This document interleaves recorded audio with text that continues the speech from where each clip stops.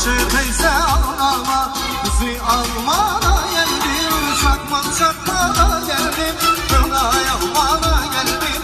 Ayşe teyze ağlama, kızı almana geldim.